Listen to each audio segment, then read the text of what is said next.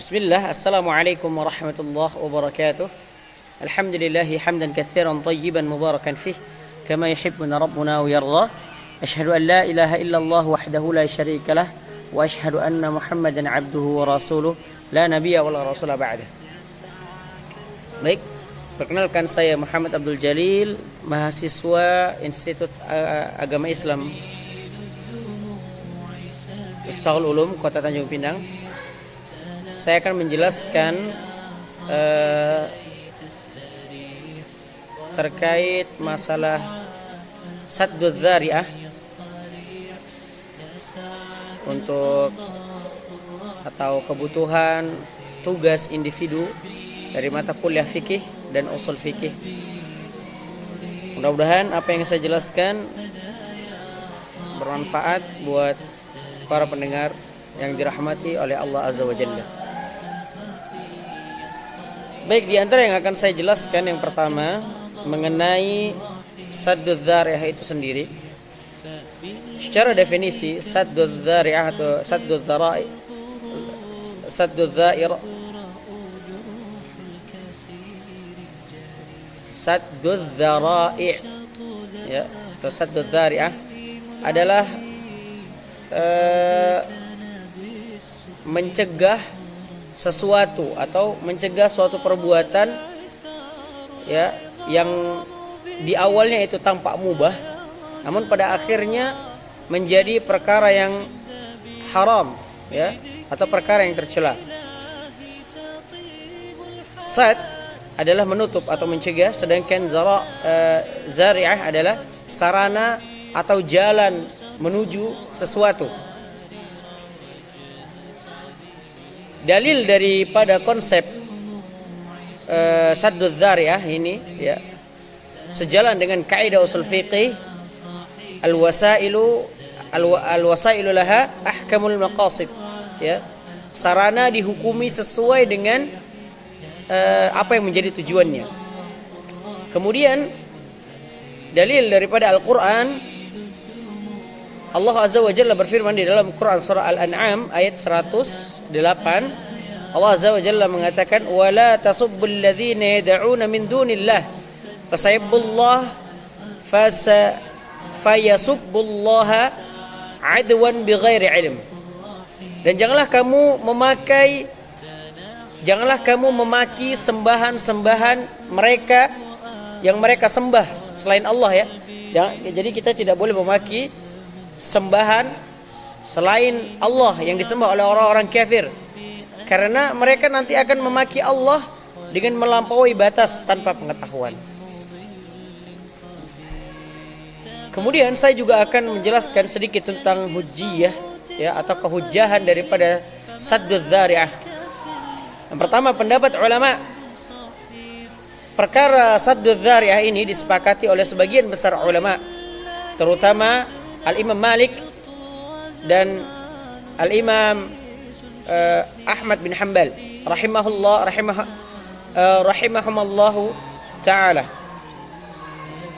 Al-Imam Malik dan Imam Ahmad menggunakan saddud dzari'ah secara luas dalam pengambilan hukum. Kemudian Al-Imam Asy-Syafi'i dan juga Al-Imam Hanafi membatasi perkara ini ya. Jadi mereka mengakui konsep saddud dzari'ah ini, dan akan tetapi dalam kasus yang benar-benar jelas dan spesifik saja ya yang beliau ambil gitu. Makanya beliau membatasi terkait perkara saddud dzari'ah ini. Dalil pendukung ya selain daripada Quran surah Al-An'am ayat 108 yang telah saya bacakan di atas tadi, ya, ini adalah hadis Nabi SAW yang diriwayatkan oleh Al-Imam Tirmizi dan An-Nasai. Tinggalkanlah, kata beliau SAW, apa yang meragukanmu kepada sesuatu yang tidak meragukanmu. Di antara pemahaman salafus salih, orang-orang saleh terdahulu terkait perkara saddud dzari'ah ini adalah mereka memprioritaskan penjagaan dari fitnah atau kerusakan ya.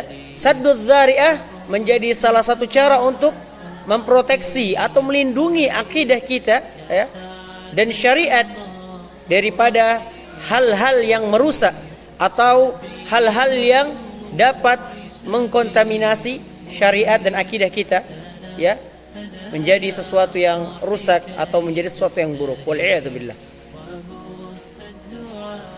Kemudian di antara hal ini saya juga akan menjelaskan tentang klasifikasi daripada sadduz dzari'ah.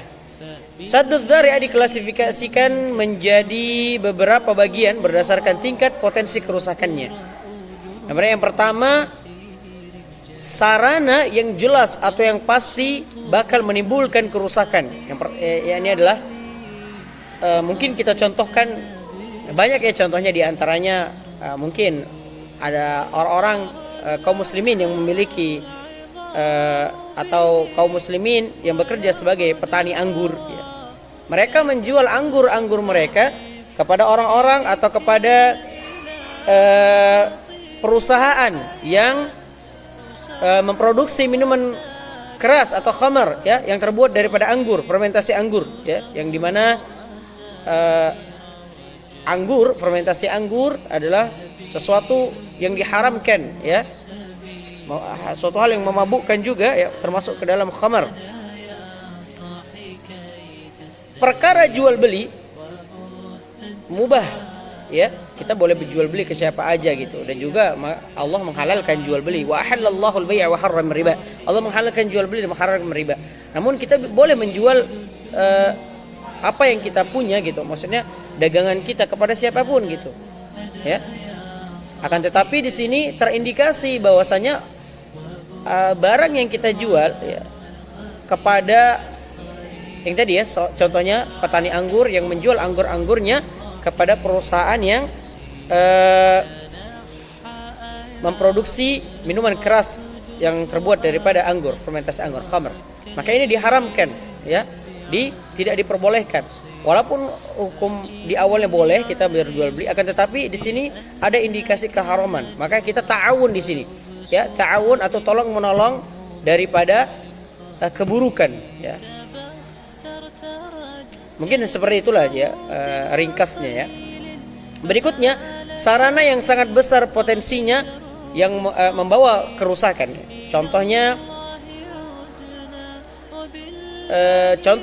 contoh mudahnya, kita memberikan fasilitas kepada orang yang kita ketahui dia akan melakukan fasilitas tersebut untuk maksiat.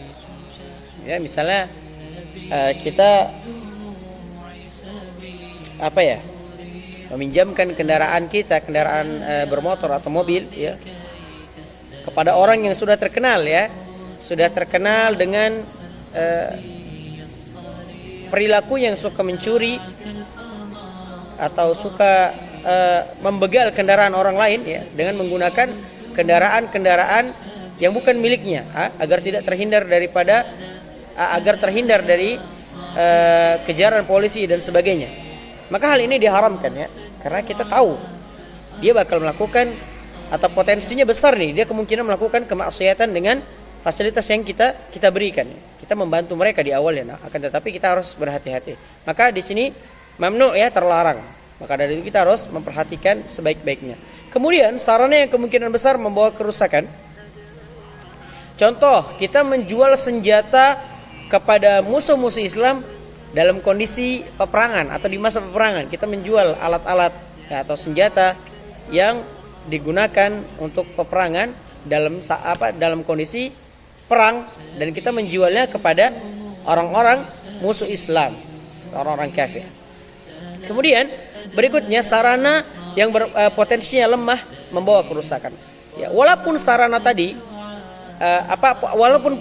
dengan sarana tadi potensinya itu sangat lemah membawa kerusakan, namun tidak terlalu besar gitu. Akan tetapi ini tetap diharamkan, ya, karena ada indikasi kepada taraf yang haram. Maka ini berusaha dicegah, ya.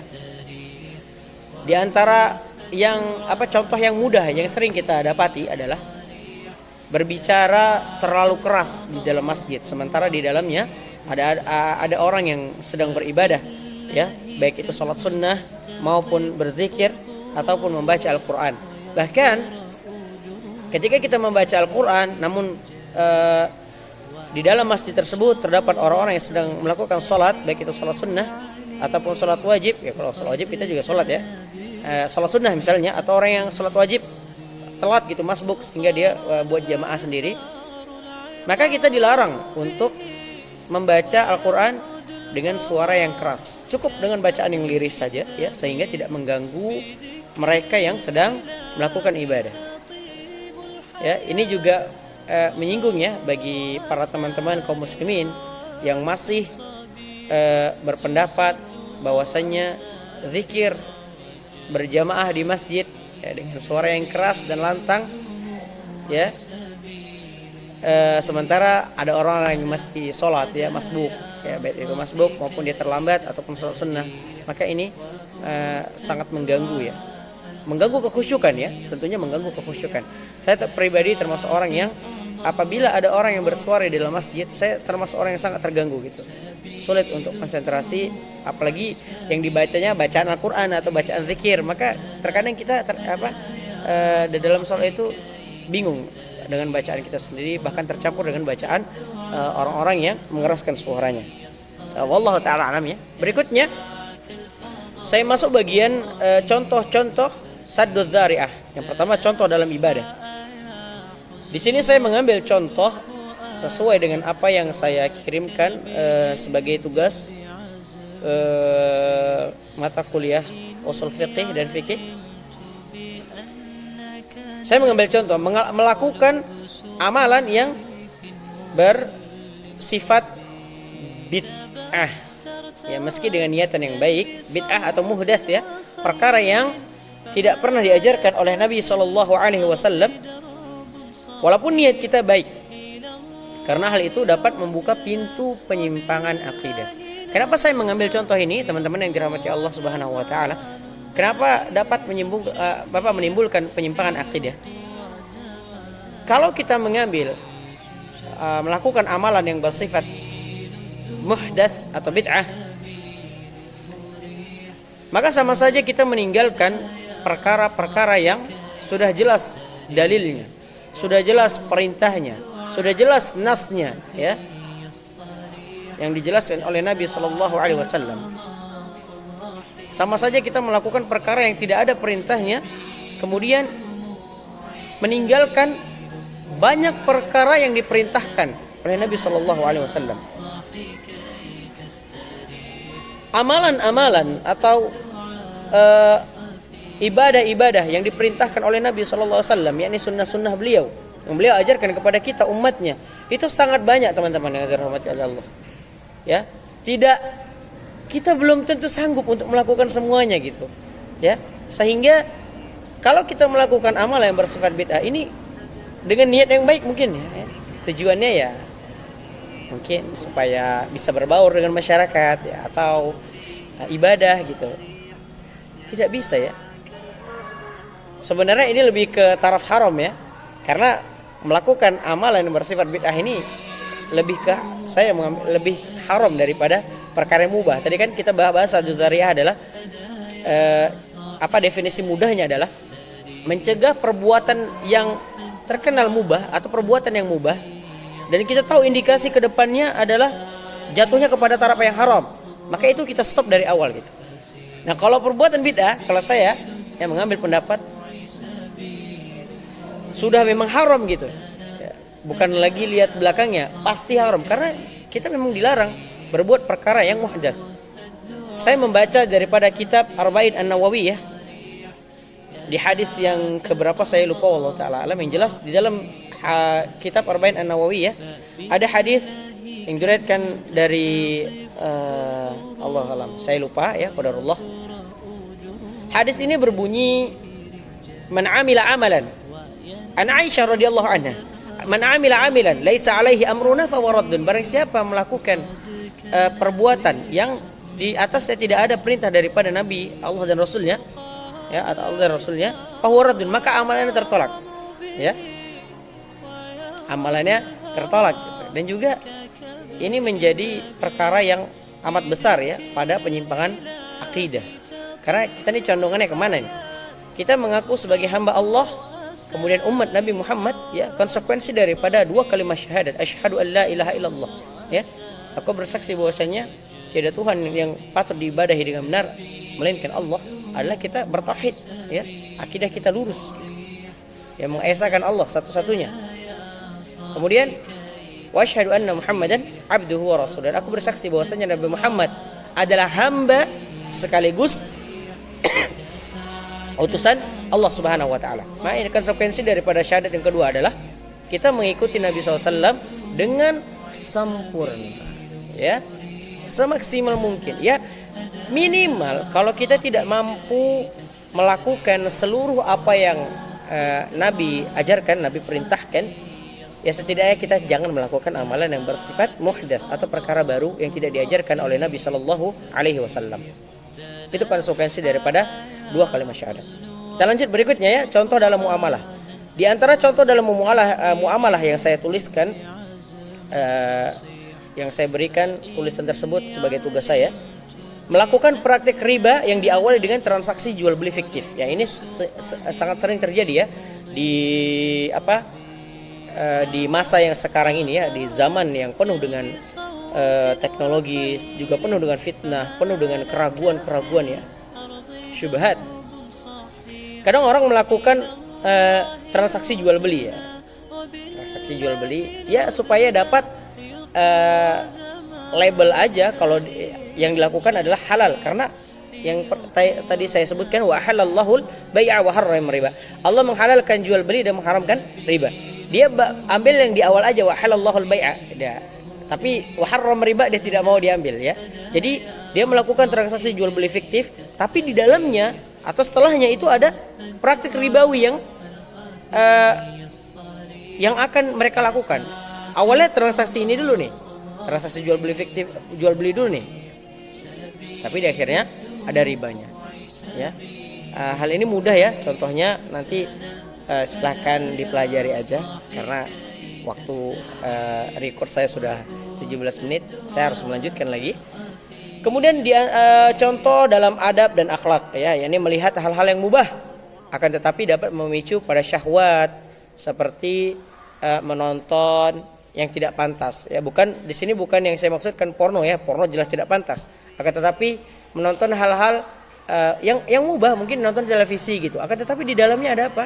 Ternyata nanti ada orang yang buka aurat, atau ada orang yang tertutup auratnya, akan tetapi bajunya berbentuk perempuan yang bajunya ketat, sehingga terbentuklah tubuhnya, sehingga dapat memicu atau menimbulkan syahwat, terutama bagi para pemuda-pemuda yang belum menikah, ya, yang dimana syahwat mereka sangat bergejolak. Maka hal ini diharamkan, ya. Intinya adalah meninggalkan perkara yang mubah yang di dalamnya terdapat indikasi-indikasi hal-hal haram. Kemudian berikutnya contoh dalam politik. Saya memberikan contoh, yakni memberikan jabatan kepada orang yang fasik dan berpotensi menyalahgunakan kekuasaan, ya. Orang-orang fasik, ya, orang-orang yang terus menerus meninggalkan sholat, ya, orang-orang yang terus menerus dalam bertahan dalam maksiat, tidak tobat, gitu, ya. Beda, ya, dengan orang yang bermaksiat kemudian bertobat, kemudian tergelincir lagi dia bertobat. Ini berbeda, ya. Beda dengan orang yang terus melakukan kemaksiatan dia tidak mau bertobat, ya. Ini termasuk orang-orang yang fasik. Maka hindari memberikan kekuasaan kepada orang-orang seperti ini. Itu saja, ya, dari saya. Mungkin sedikit panjang, akan tetapi ini bukan pendapat saya pribadi. Saya juga menukil dari beberapa sumber, dan juga saya ingin menjelaskan terkait kesimpulan daripada syaddud dzari'ah ini. Jadi syaddud dzari'ah adalah konsep fiqih, ya, atau usul fiqih yang mencegah kekuasaan, mencegah kerusakan dengan melarang atau membatasi sarana menuju perbuatan buruk. Meskipun beberapa penggunaannya itu tidak disepakati oleh semua ulama, atau intinya perkara syaddud dzari'ah ini para ulama berbeda pendapat di dalamnya, ya. Seperti tadi lihat, ya, Imam Ahmad, Imam Ahmad bin Hanbal, kemudian Imam Malik ya, beliau menyepakati, dan juga Imam Asy-Syafi'i dan Imam Hanafi, beliau hanya menyepakati yang jelas-jelas saja gitu. Maka inilah perbedaan di antara para ulama. Adapun kecondongan yang mana yang terbaik kita pilih, maka saya tidak bisa mengatakan Allah taala alam, karena itu bukan ranah pribadi saya. Saya lebih ke kecondongan diri pribadi saya gitu. Mungkin saat ini saya memilih untuk memakai ya sebagaimana mazhab Imam Malik dan Imam Hanbal ya, Imam Ahmad bin Hanbal. Maka saya lebih condong kepada kedua pendapat para ulama tersebut. Ya, di sini saya menulis ya, di tugas saya, penggunaannya ini memang tidak disepakati oleh semua ulama ya dalam pemahaman salafus saleh. Hal ini dianggap penting untuk menjaga kemurnian akidah yang saya sebutkan di awal, akidah, kemudian manhaj, kemudian syariat atau moral umat Islam. Kemudian ini juga sejalan dengan kaidah menolak kerusakan lebih diutamakan daripada mengambil manfaat. Saya menulis kaidah ini, saya menukil dan menulis kaidah ini di catatan saya, akan tetapi karena kekurangan pemahaman saya terkait bahasa Arab, namun saya tidak bisa memberikan harokat, dikhawatirkan kesalahan, jadi saya tidak bisa membacakan kaidah dalam bahasa Arabnya. Mungkin itu saja yang dapat saya sampaikan terkait pemahaman saya terhadap kaidah usul ya, termasuk kaidah usul. Allah taala alam, saddud dzari'ah. Semoga Allah memaafkan, semoga Allah mengampuni kesalahan saya, karena ilmu saya sangat sedikit dan juga pemahaman saya sangat terbatas. Karena kesalahan itu pasti datangnya daripada diri saya dan juga daripada syaitan ya, dan kebenaran hanya datang daripada Allah Rabbul Izzati wal Jalalah. Terima kasih teman-teman atas perhatiannya. Mohon maaf atas segala kekurangannya. Hadanallahu wa iyyakum ajma'in. Billahi taufiq wal hidayah. Assalamualaikum warahmatullahi wabarakatuh.